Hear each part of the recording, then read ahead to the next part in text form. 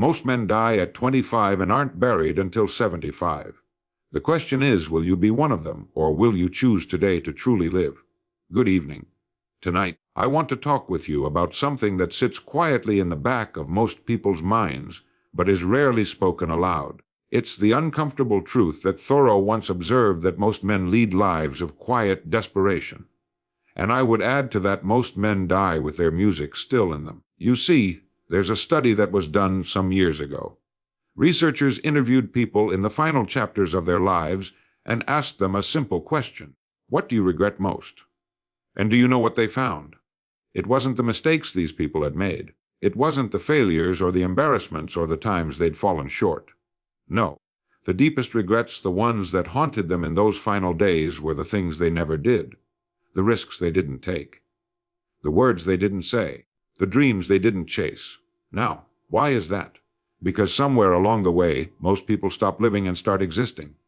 They trade their dreams for security. They exchange possibility for predictability. They let the fire that once burned bright inside them flicker and fade until it becomes nothing more than a dim glow of what might have been. And here's the terrible part. It happens gradually.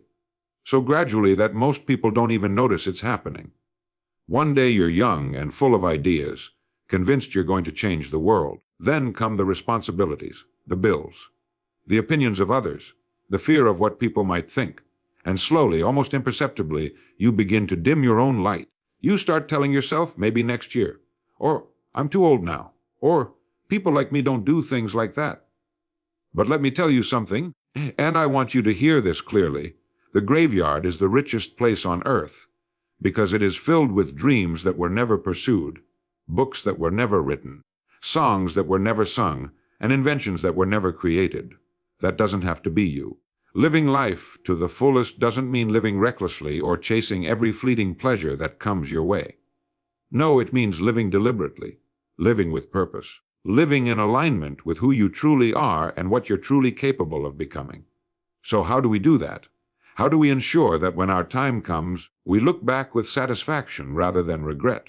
First, you must get clear on what a full life means to you, not to your parents, not to your neighbors, not to the voices on social media or the talking heads on television to you. What makes your heart beat faster? What would you do if you knew you couldn't fail? What contribution do you want to make to this world?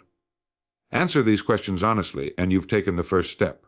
Second, understand that time is your most precious resource. Not money, not status. Time. Every single day you're spending the currency of your life.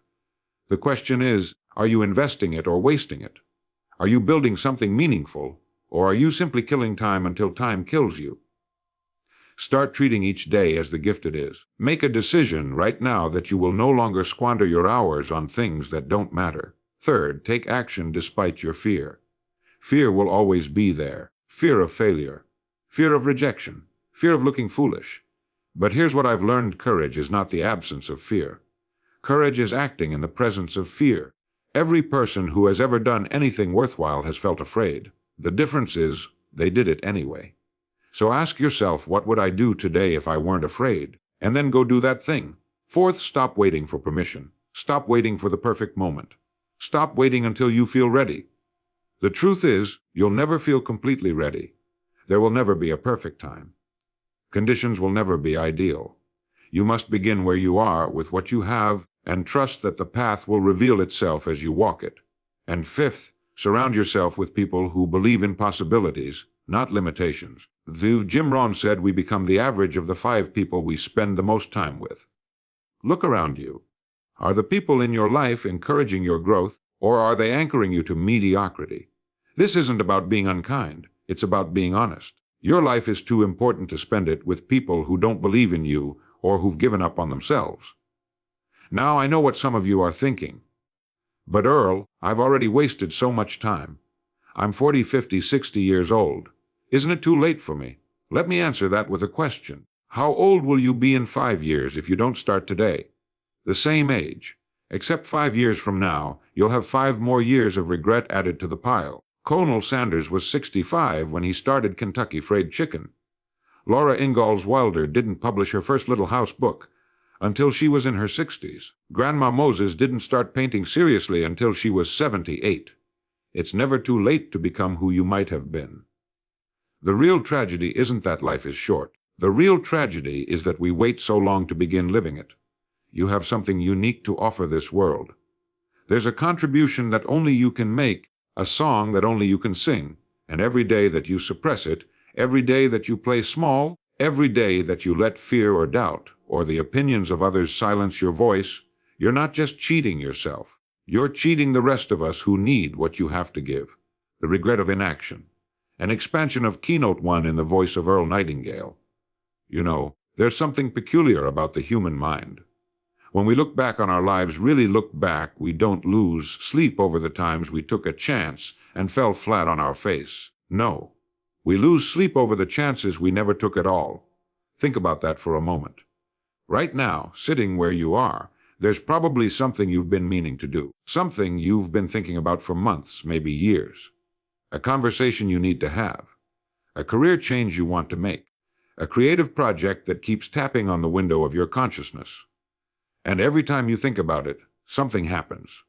Your chest tightens just a little. Your breathing changes. A voice in your head starts listing all the reasons why now isn't the right time, why you're not ready, why it might not work out. So you push it aside. Again, you tell yourself you'll get to it later. When things settle down, when you have more time, when you're more prepared. But here's what happens while you're waiting. Days turn into weeks. Weeks turn into months. Months turn into years. And that thing you were going to do, it's still sitting there waiting. Except now it's been joined by a dozen other things you were going to do. And slowly, quietly, without you even realizing it's happening, you start to build a museum of unlived experiences. A gallery of might-have-beens. Now, let me tell you why this happens, because once you understand the mechanism, you can break free from it. You see, our minds are designed to protect us. That's their primary function. And they do this by constantly scanning for danger. This was tremendously useful when we lived in caves and needed to avoid being eaten by predators. But in the modern world, this same protective mechanism backfires on us, because now, instead of protecting us from actual physical danger, our minds try to protect us from emotional danger, from embarrassment, from disappointment, from the possibility of failing in front of others. So when you think about doing something that matters to you, something real, something vulnerable, something that would require you to step outside your comfort zone, your mind immediately conjures up everything that could go wrong. It shows you vivid images of failure. It reminds you of every time in the past when things didn't work out.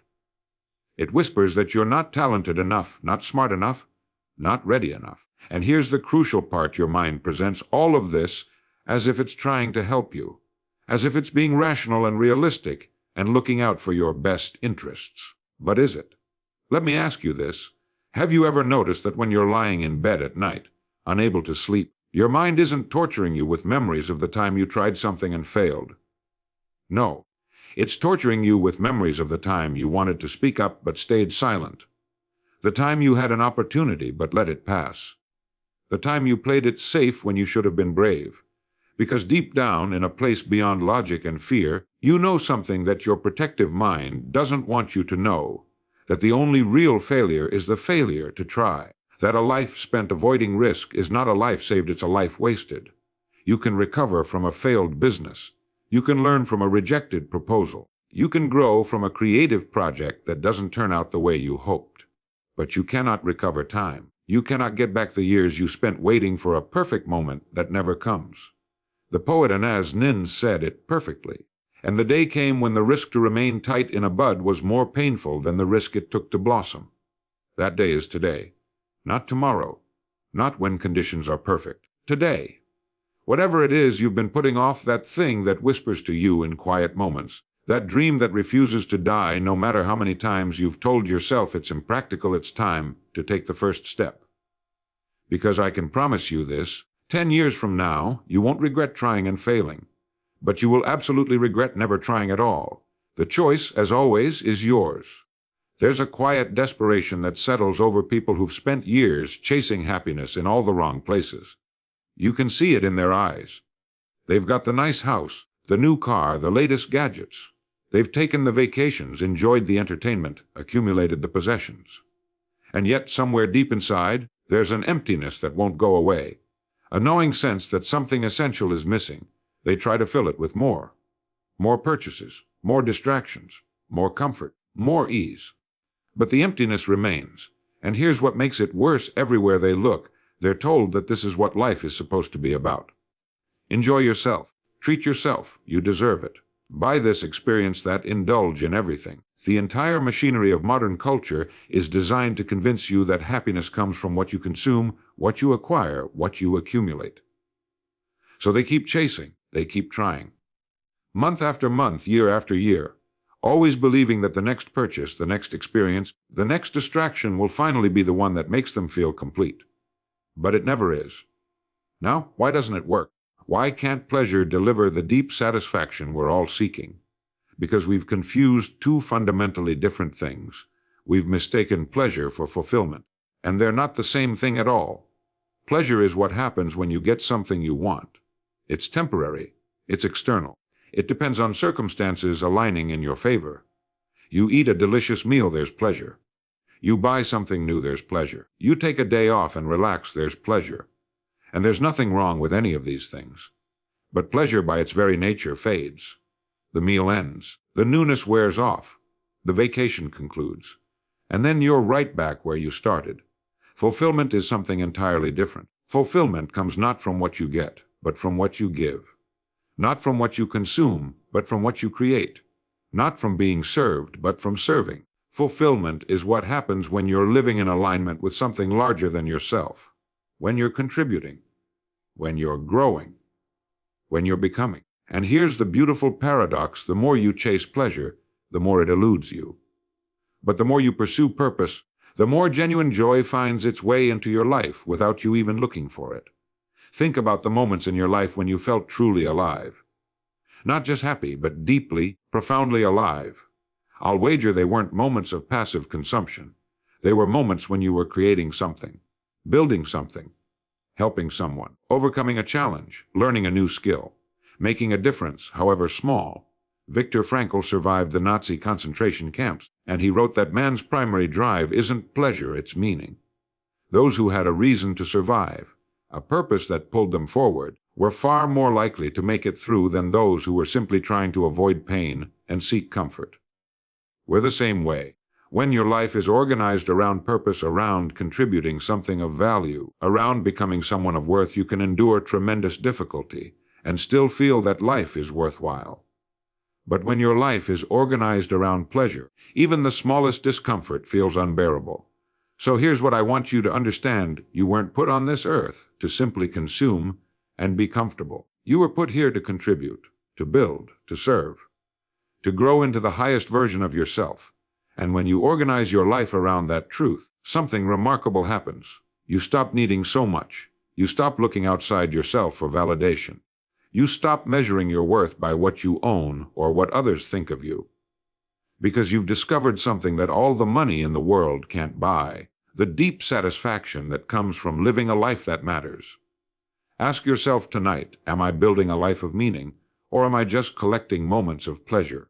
Am I becoming someone, or am I just acquiring things? The difference between those two paths is the difference between a life of quiet desperation and a life of genuine fulfillment. Choose wisely. Let me ask you something.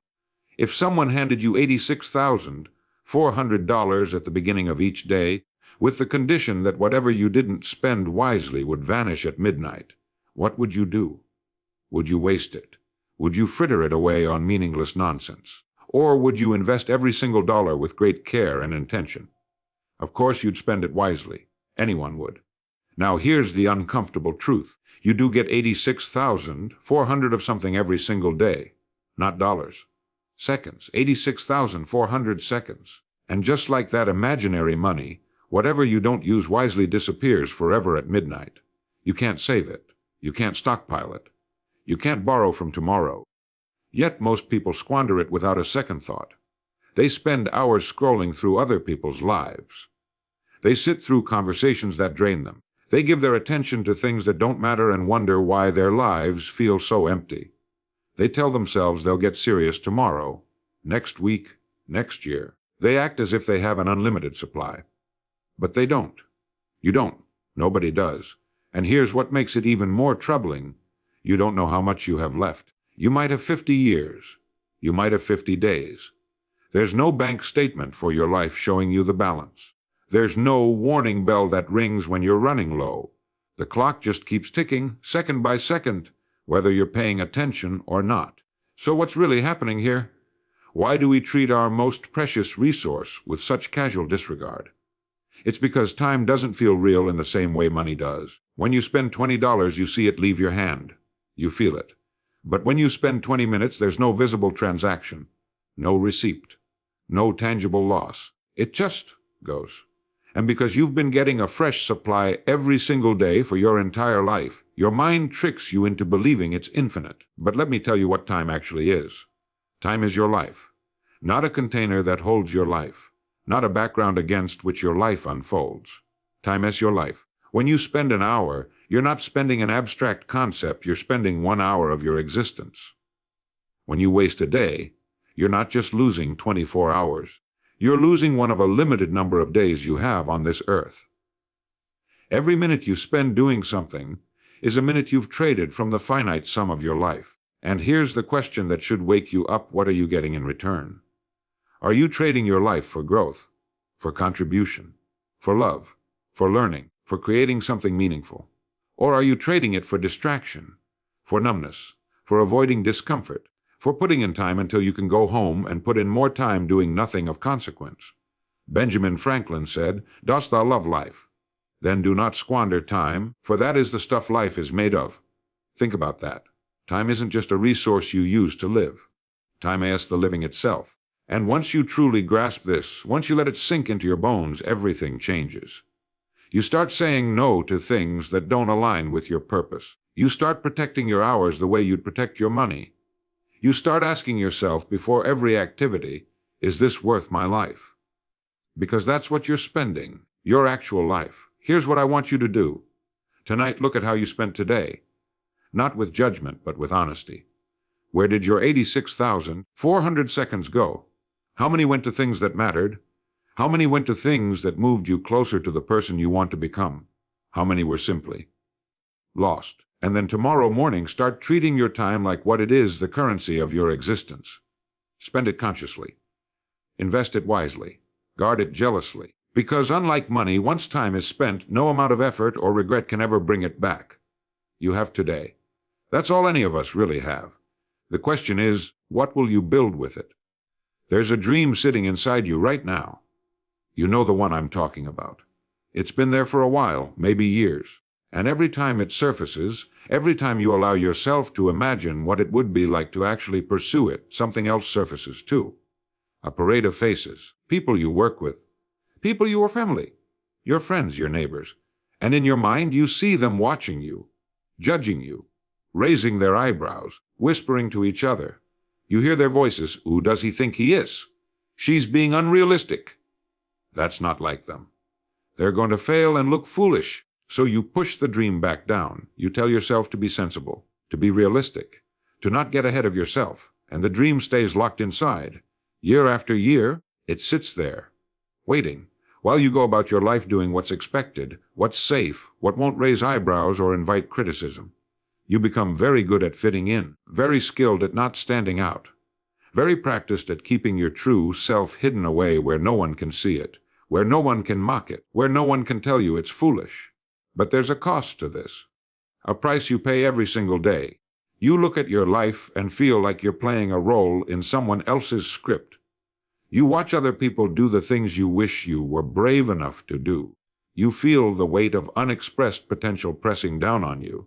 And late at night, when everyone else is asleep and there's no one around to judge you, you wonder, what would my life look like if I stopped caring what they think?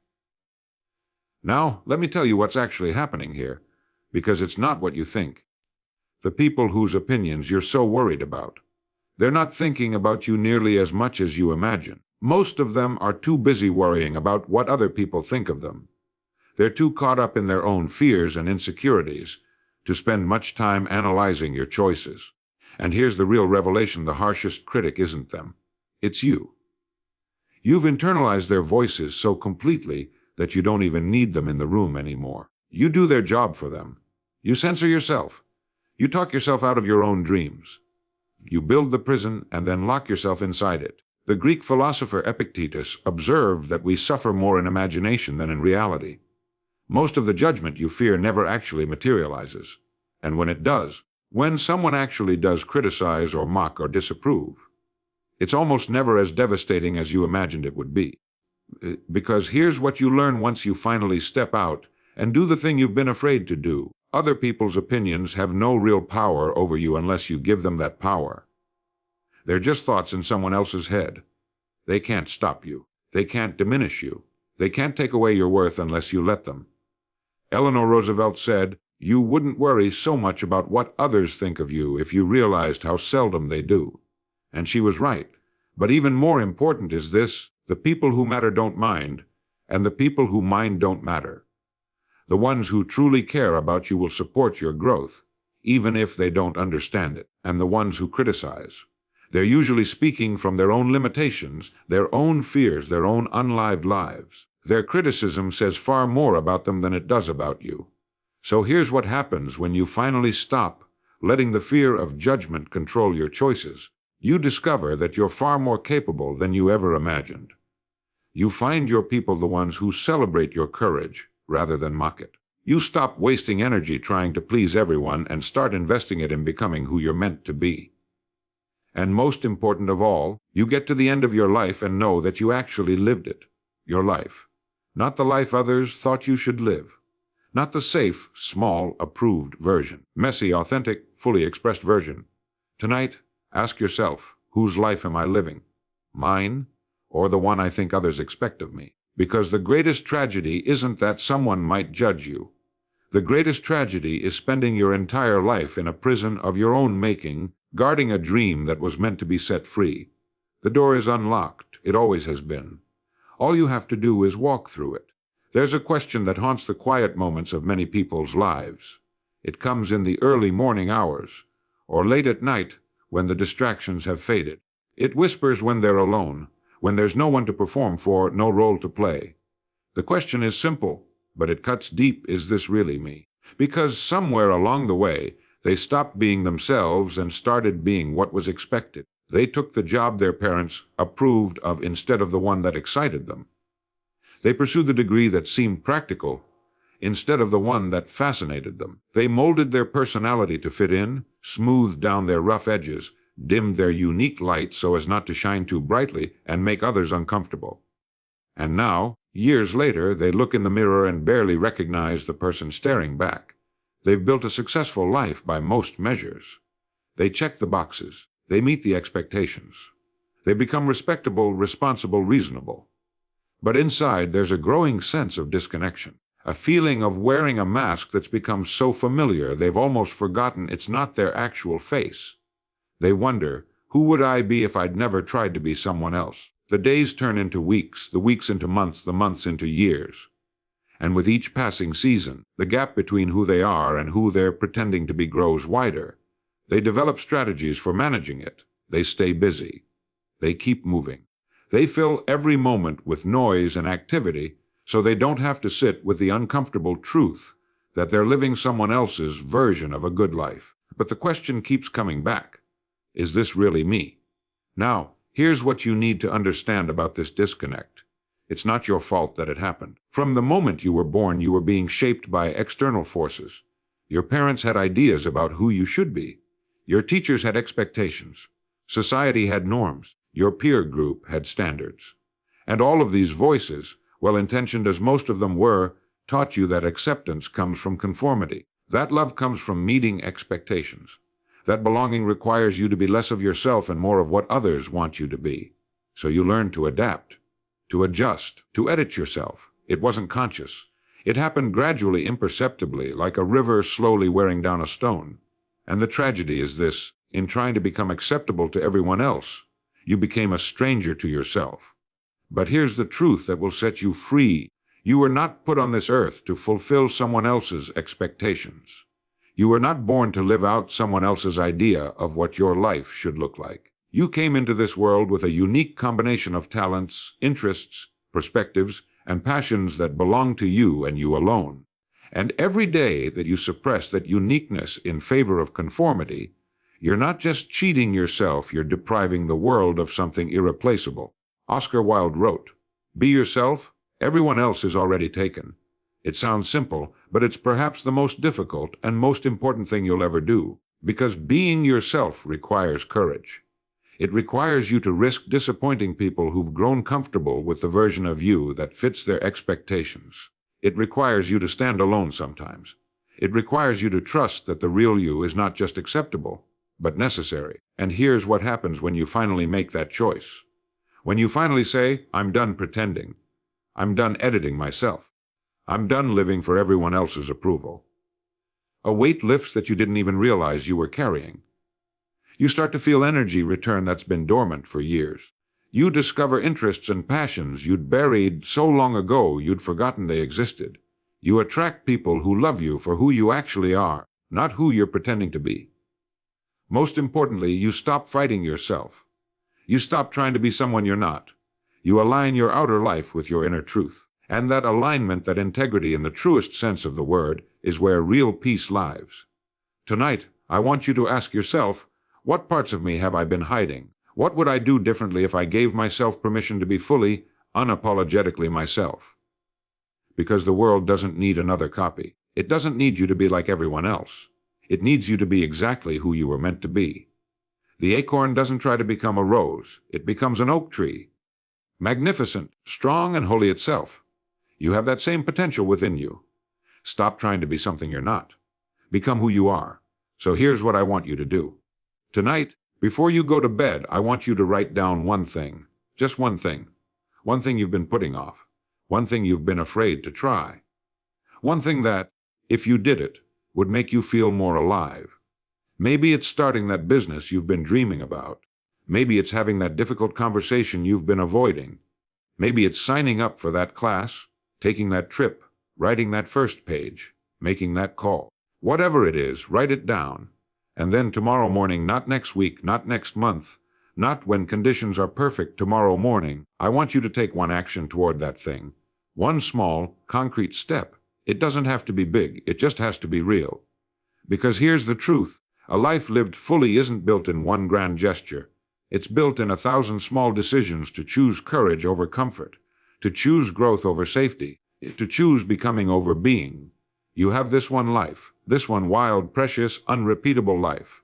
Don't get to the end of it and discover that you never really lived it. Don't be the person who dies with the music still in them. The world is waiting for your contribution. Your family is waiting for the best version of you, and somewhere deep inside, your true self is waiting for you to finally give it permission to emerge. The time is now, not someday. Now. Live deliberately. Live purposefully. Live fully. This is Earl Nightingale. Until next time, make it a great day, and remember, you become what you think about. Good night.